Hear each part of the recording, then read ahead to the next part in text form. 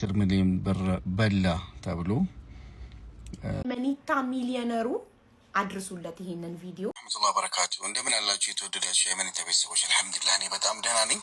በጣም ብዙ እህት ወንድሞቼ መልእክት አስቀምጣችሁልኝ ነበርና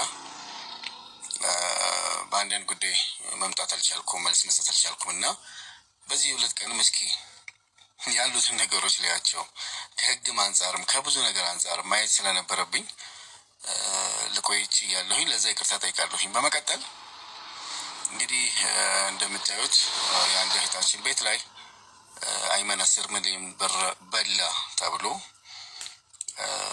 ስሜ በጣም በሚገርም ሁኔታ ተነስቷል። በጣም የሚያሳዝን እጅግ በጣም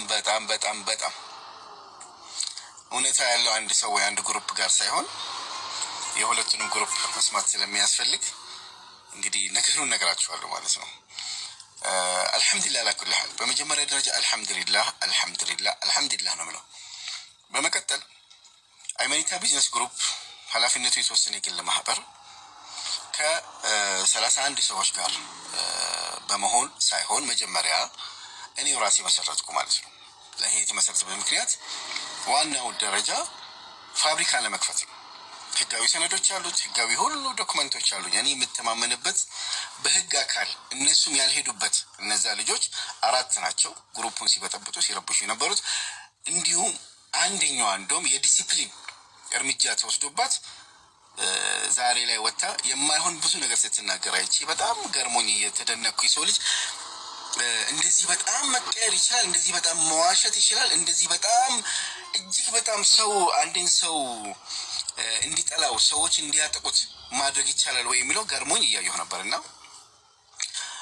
ድርጅቱን ካቋቋምኩ በኋላ ከነዚህ 31 ሰዎች ጋር ሆነን እዛ ውስጥ የከፈሉም ያልከፈሉም 500 ሺህ 4 ሚሊዮን ሌሎቹ በ100 ሺህ በ150 ሺህ በ200 ሺህ ገብተው አብረን ለመስራት ላለፉት 1 ዓመት ፋብሪካ ለመገንባት በደንብ አድምጡ።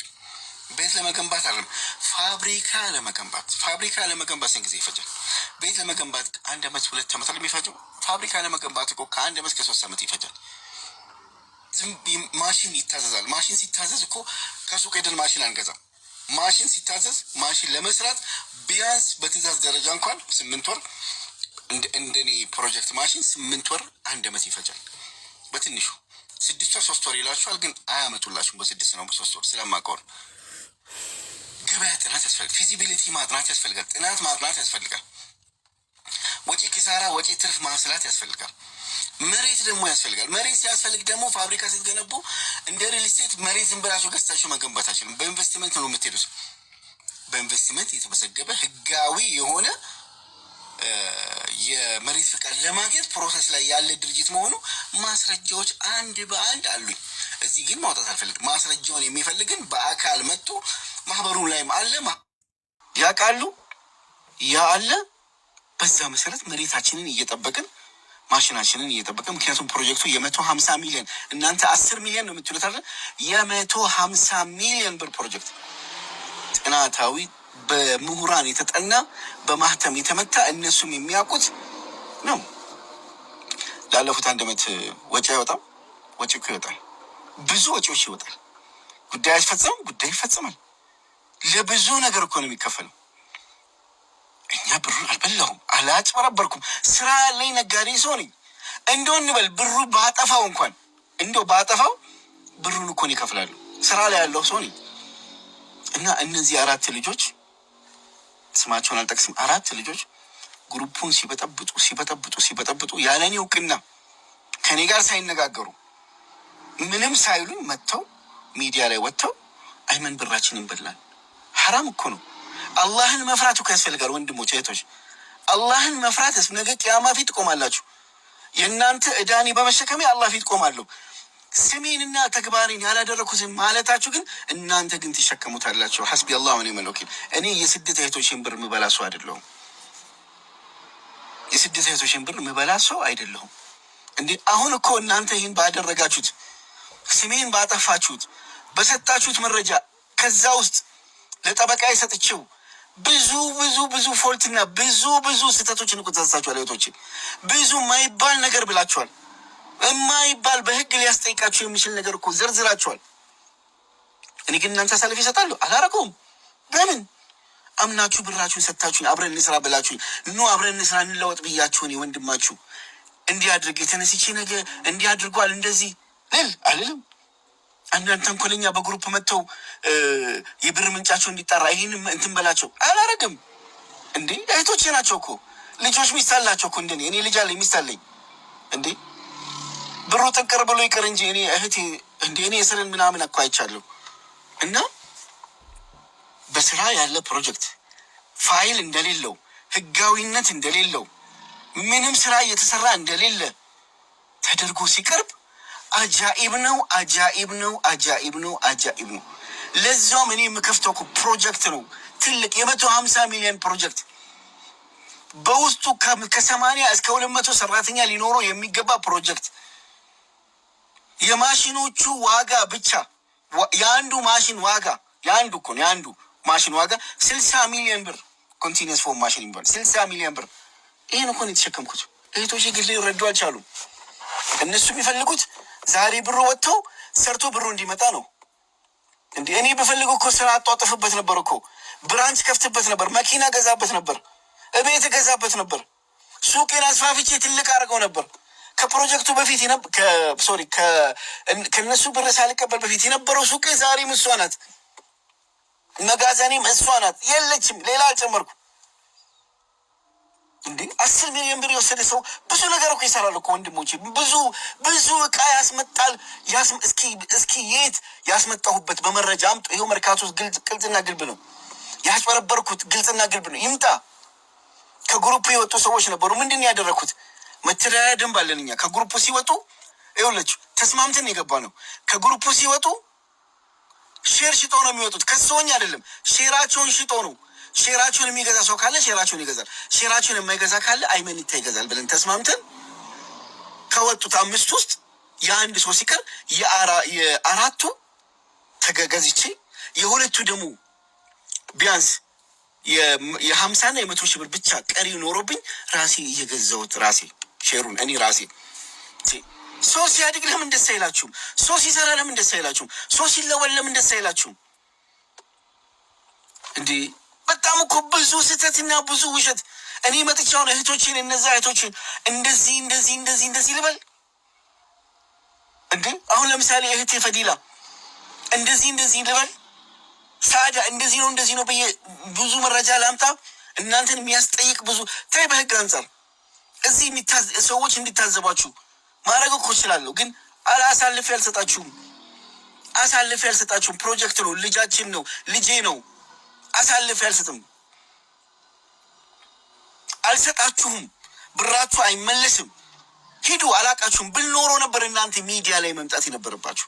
ነገር ግን እየተወያየን እየተነጋገርን ባለንበት ሰዓት ፈጅአ ተነስታችሁ አይመንን እናጥቃው በግሩፑ እንዳላችሁት እናንተ 4 ልጆች ስራህን ግደል ነው የምንከተው ብላችሁ በበቀል ተነሳስታችሁ በተለይ ተነስታችሁ ዛሬ ላይ አይመን 10 ሚሊዮን ብር በላን። አላህን አትፈሩም?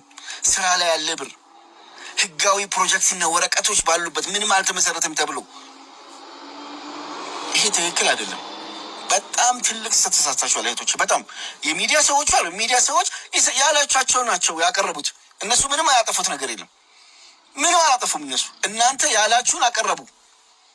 እናንተ ግን ያስጠይቃቸዋል፣ በህግ ያስጠይቃቸዋል። ኦኬ አንድ ነገር ልበላችሁ። እኔ ሌባና አጭበርባሪ ካሁንኩኝ ለምሳሌ የአንዷ እህቴ እዛ ባሏ ፖሊስ ነው። መረጃ አሰናድታችሁ ለምን አታስሩኝም? ይኸው እሰሩኝ። አጭበርብሬ ከሆነ ዋሽቼ ከሆነ ህጋዊ ያልሆነ ሰነድ አቅርቤ ከሆነ ፎርጂድ አቅርቤ ከሆነ ይኸው መንግስት ያለበት ሀገር እኮ ነው። መንግስት ያለበት ሀገር፣ መንግስት የሰለጠነበት ሀገር ነው። ማሳሰር ነው። ነገር ግን የሄዳችሁበት መንገድ ትክክል አይደለም። ቁጥር 2 ቪዲዮ መጣላችኋለሁ።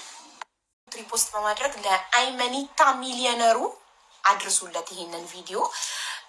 21 ልጆችን ቴሌግራም ላይ ሰብስቦ ከሳውዲ አረቢያ ተመላሾች ስትመለሱ ስራ ይኖራችኋል፣ ድርጅት ልከፍት ነው፣ አክሲዮን ይኖራችኋል። ስትመጡ ቀጥታ የድርጅቱ ተጠቃሚ ሰራተኛ ነው የምትሆኑት። ትርፋማ ነው የምትሆኑት ብሏቸው አሳምኗቸው፣ እነሱም ለስደተኛ ተቆርቋሪ የመዳም ቅመሞች ጠበቃ በመሆኑ አምነውት ግማሹ 300,000 ግማሹ 500,000 ግማሹ 1,800,000 400,000 ይከፈላል። በአጠቃላይ 21 ልጆች 9,950,000 ኦልሞስት 10 ሚሊዮን ከፍለዋል ማለት ነው። አመት ሆኗቸዋል። አሁን እያለቀሱ ነው። አይመኒታ ስልክም እያነሳላቸው አይደለም፣ እየመለሰላቸውም አይደለም። የተከፈተም ድርጅት የለም፣ ገንዘባቸውም አልተመለሰላቸውም። እና እነዚህ ልጆች ደግሞ እያንዳንዳቸው ታሪካቸውን ብትሰሙ በጣም ያሳዝናሉ። የቲም ልጅ፣ የቲም ማለት የሙት ልጅ የምታሳድግ እናት አለች። ባሏ ሞቶባት ብቻዋን ልጅ የምታሳድግ፣ እንዲሁም በኦፕሬሽን ወልዳ በ3 ወሯ ኦፕሬሽኗ ቁስሏ ሳይደርቅ ልጇን ለማሳደግ አረብ ሀገር አራስ ልጅ ጥላ የተሰደደች እናት አለች። ሁሉም ችግረኛ ናቸው። ያልፍልኛል፣ አገሬ ገብቼ ስራ ይኖረኛል፣ የሰው ሸክም አልሆንም ብለው ነው አምነውት አይመኒታን ገንዘቡን የሰጡት። እና እባክህ አይመኒታ ላይቭ ላይ ዳይሬክት ደወልኩልክ፣ ስፒከር አርጌ አላነሳክም፣ ለአንተም ለባለቤትክም ደውያለሁ፣ ዋትሳፕ ላይ መልእክት አስቀምጬ አልመለስክም፣ ላይቭ ላይ በጣም ብዙ ሰው ሼር አድርጎልህ አልመጣህም። ይሄ ቪዲዮ ሲደርስህ ምላሽ ትሰጣለን ብለን እንጠብቃለን። ሁላችንም ፕሊስ የእነዚህን ምስኪን ድሆች ገንዘብ እባክህ መልስላቸው። ደረሰኙ የሁላቸውም እጄ ላይ አለ። የ21ዱም ደረሰኝ ያስገቡበት ባንተ ስም ነው ያስገቡት። ሙሉ ስምክ ደግሞ አይመኒታ ያስገቡት በአይመኒታ ቢዝነስ ግሩፕ ብለቅ በከፈትከው አካውንት ነው። PLC ይላል። እና እባክህ ምላሽ ስጥ። ቴንኪዩ። አሰላም አለይኩም ወረህመቱላሂ ተዓላ ወበረካቱ። ውድ የተከበራችሁ የተወደዳችሁ የቻናሌ ቤተሰብ እንደምናችሁ፣ በያላችሁበት ያለ ብራርቻ ከእናንተ ጋር ይሁን። ይሄው አይመን በስተመጨረሻ መልስ ሰጣ። እናንተ ለምንድን ነው መልስ ማይሰጠው? አጭበርባሪ ሌባ፣ አንተ እንደዚህ አንተ እንደዛ፣ የአረብ ሀገር የመዳም ቅመሞችን 10 ሚሊዮን ብር እንዴት ትበላለህ ብሎ እስካሁን ባለ ኮሜንተሮቹም ሶሻል ሚዲያ ተጠቃሚዎቹም ብር የተወሰደባቸውም ሁላቸውም እሪ ያሉ ነበር። ብራችን ተበላብን፣ ብራችን ወስዶ ከለከለን በሚል ብዙ ውጣ ሰጣ ገባ ተደርጓል ማለት ነው። አይመን ግን አሁን ያለውን ነገር በእርግጥ 10 ደቂቃ 9 ደቂቃ ቪዲዮ ነው እና ጆሬ ሰጥቼ ነው የሰማሁት። አንድ የተረዳሁት ነገር ቢኖር እሱ አሁንም ቢሆን ብር አልሰጡኝም እኔ አልወሰኩም አላለም። አንድ ሰው አጭበርባሪ ሌባ የሚባል ሰው ወስዶ የሚኪድ በድብቅ አንስቶ የሚወስድ ሰውን ሳያስፈቅድ የሚሰርቅ ሰው ነው አጭበርባሪ ሌባ የሚባለው እንጂ በፍቃድ ተስማምቶ ውክልና ተጽፎ ወረቀት ተጽፎ ዶክመንት ተስተካክሎ በህጋዊ መሰረት ያለቀለት ጉዳይ አጭበርባሪ ሌባ ባይባል ወላሂ በጣም ጥሩ ነው። እኛም እንዲሁ ላሰብነው ለራሱ በጣም ይቅርታ። አንዳንዴ ሰው የስራን ሰውን ለመጣል ብዙ የምንፈነቅለው ድንጋይ አለ። ለሰው ልጅ ተኝተን ማንበላ ምቀኝነት ምናምን አለብን። አሁን እሱ ቆይ ሰርቶ ነው ያደራለው እንጂ ሰርቶ ነው የበላለው እንጂ ምኑ ነው ሌባ? ምኑ ነው አጭበርባሪ? ምኑ ነው? በራሴ እጅ ነው ቆጥሮ የሰጣሁት። እነሱ አሁን በራሳቸው እጅ ነው ብሩን ቆጥሮ የሰጡት አይደለ? በራሳቸው እጅ ብሩን ቆጥሮ እስከሰጡት ድረስ አጭበርባሪ ሌባ ሊባል አይገባም ጋይስ፣ አይገባም። ምክንያቱም ይሄ የስራ እድል ነው። ገና እሱ አሁን እኔ መቼ በላሁኝ አልኩኝ፣ መቼ አልሰጥም አልኩኝ፣ ተስማምተን ወረቀት ተጻጽፈን ተፈራርመን ነው በስራ ቢዝነስ አስገባ ነው አፓርታማ ለመገንባት። ነገ ወደፊት ልጃችሁ ርስቃችሁ እድላችሁ ስትመጡ ከኔ ጋር አብረን ስራ እንድንሰራ ተስማምተን ውል ተፈራርመን 125 ሚሊዮን ብር ነው የሚል 10 ሚሊዮን ብር ነው። ይሄ ብር ሁሉ እኔ እውነት ልስረቀው ቢል እኔ እውነት ላጭበረብረው ልዝረፈው ቢል ኖሮ ለራሴ የፈለኩበትን ህይወት እንዲኖርበት አይበቃኝም ወይ? እኔ ያቺዋ የተንከራተተችዋ ሱቄ ነች አለች፣ እሷን ነው የምሰራው። ለምን በሷ ውስጥ እንከራተታለሁ? እውነት እኔ ብሩን ከበላሁት ለምን ግን ተው ብሎ ወላሂ በጣም ነው ያወራው። እውነት ለመናገር በጣም ተሰማኝ። እኔ ራሴ አንድ ነገር ተስማምተን ካደረግነው ተስማምተን ነው መኖር አለብን። ያላወቅነውን ነገር ደግሞ መልስ ለመስጠት ባንቸኩል ወይ ቪዲዮውን መጨረሻ ድረስ